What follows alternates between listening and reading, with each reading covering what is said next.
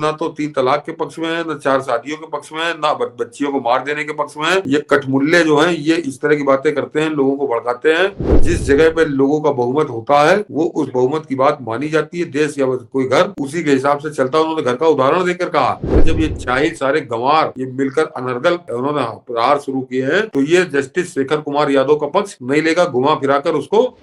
तो मनीष जी ने सही कहा कि ये भी देश का बदलता हुआ मौसम है कि एक चीफ हाई कोर्ट का जस्टिस बार काउंसिल की मीटिंग में जाकर इतना खुलकर बोल रहा।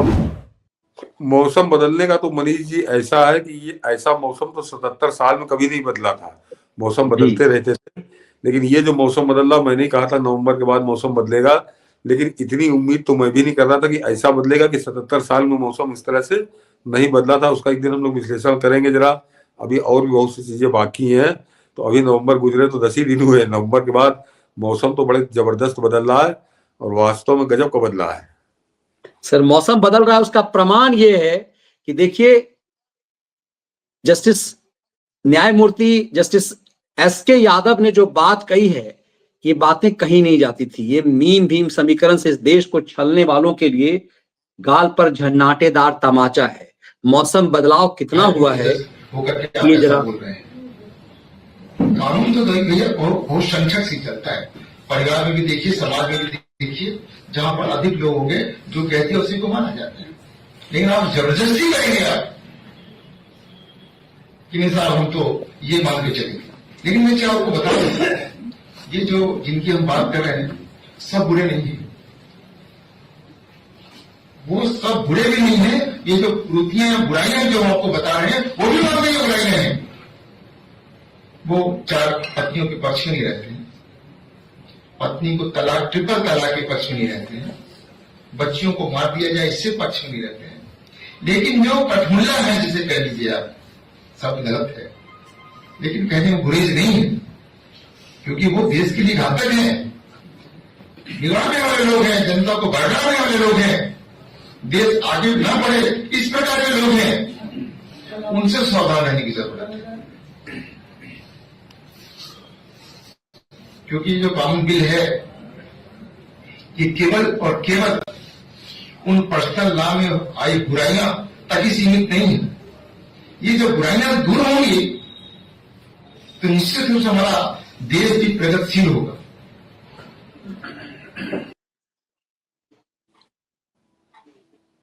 आज शेखर कुमार यादव जो है ये इलाहाबाद बार काउंसिल की मीटिंग में बोल रहे थे, तो दर्शक समझ लें कि इनको आग कितनी बुरी तरह से लगी है।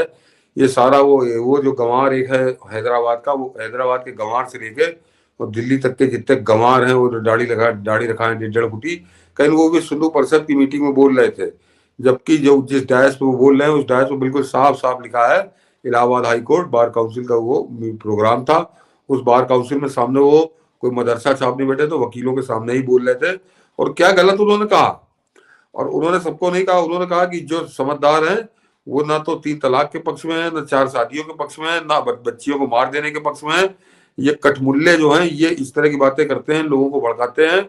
और ये बड़ा सीधा सा सिद्धांत है कि जिस जगह पे लोगों का बहुमत होता है वो उस बहुमत की बात मानी जाती है। देश या कोई घर उसी के हिसाब से चलता है। उन्होंने घर का उदाहरण देकर कहा कि हिंदुस्तान में जब 82% 80% हिंदू है तो उनके हिसाब से देश चलेगा। जबरदस्ती जिद करोगे तो जबरदस्ती जिद नहीं चलेगी। ये बात शेखर कुमार यादव पर जरा ज्यादा जोर देना पड़ेगा ताकि अखिलेश यादव इस बात को समझे, क्योंकि उसको मंगेश यादव बड़ा अच्छा लगता है, लेकिन शेखर कुमार यादव के पक्ष में वो नहीं बोलेगा। शेखर कुमार यादव के पक्ष में वो नहीं खड़ा होगा, क्योंकि उसको जाहिलों की राजनीति करनी है, जाहिलों के साथ ही रहना है। तो डकैत मंगेश यादव के साथ खड़ा होगा।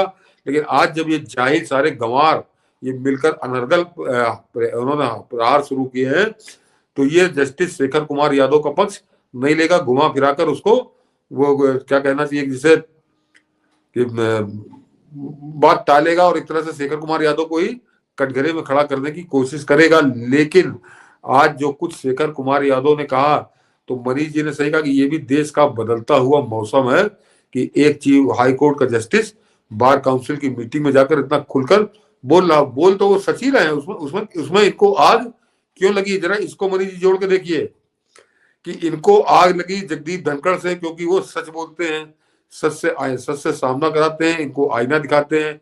आज जस्टिस शेखर कुमार यादव भी आग बबूला है, क्योंकि वो बोल बिल्कुल सच रहे थे, इनको आईना दिखा रहे थे। तो ये कुल मिलाकर ये दोनों प्रकरणों को अगर आप जोड़ दीजिए तो इसका सार ये निकलता है कि ये जो विपक्ष है, तथा कथित विपक्ष, अन्यथा विपक्ष नहीं, ये हुड़दंगियों का एक समूह है कि इसको न तो सच अच्छा लगता है, न सच से सामना अच्छा लगता है, न इनको आईना देखना अच्छा लगता है। इनको हुड़दंग और हंगामा करना ही केवल पसंद है।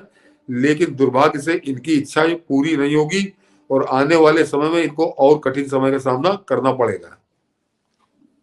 बिल्कुल, और इसीलिए समझने की जरूरत है कि हम लोग क्यों कह रहे हैं कि मौसम देश का बदल रहा है। जस्टिस यादव के इस बयान के मायने हैं। दरअसल सच बोलने की ही तो बात है। जो धनकर जो सच बोलेगा इस देश में, मेरे एक वामपंथी मित्र के साथ कल ही मेरी बात हो रही थी, तो वो इस चीज को स्वीकार कर रहे थे कैसे बॉलीवुड में षड्यंत्र हुआ, क्यों ऐसा हुआ कि जो आप पिछले दिनों आपने कही थी कि हिंदू हीरोइनें जो हैं वो आने लगी, मुस्लिम हीरोइनें गायब हो गई, जो एकाएक 90 के दशक के शुरू से लेकर आज तक सिर्फ खान ही सुपरस्टार, सलमान खान, शाहरुख खान, सैफ अली खान, खान ही खान, और कैसे सलीम और जावेद की जोड़ी ने षड्यंत्र किया इस देश पर। और षड्यंत्र उसकी क्या औकात रहेगी, ये बाहर से जब जॉर्ज सोरस या फिर ये दाऊद का पैसा था वो बोलता था। एक बात कमाल की है, देखिए इस देश में हलाला पे आज भी चर्चा नहीं हो रही है। मुझे लगता है मानवता पर सबसे कलंकित यदि कोई रस्म है यदि, तो धरती पर वो हलाला है। लेकिन मैं सर 2014 से पहले तो जानता ही नहीं था कि हलाला भी कोई ऐसी चीज होती है। जब टीवी चैनलों पे चर्चा 15-16 में शुरू हुई, उसके 16 में जब शुरू हुई तब ये सब चीजें शुरू हुई। मतलब ये देखिए कि इसीलिए कि आप इन सब चीजों पे बोल नहीं सके। अब जस्टिस यादव ने जो विषय उठाया है उनके पीछे पड़ जाएंगे।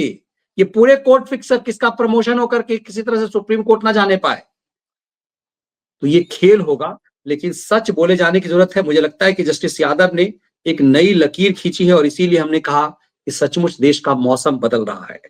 पार्लियामेंट और पार्लियामेंट के बाहर जो तथ्य दिख रहे हैं उससे साफ लग रहा है कि देश का मौसम सही में बदल रहा है और सच बोलने वालों को स्वीकार कर रहा है समाज। जो चाटुकार थे, गंवार थे, ये दलाल थे, उन दलालों का अब अंत करीब है। अब वो एक तरह से सामाजिक परिदृश्य से गायब हो रहे हैं। तो ये शुभ संकेत है इस बदले हुए मौसम का।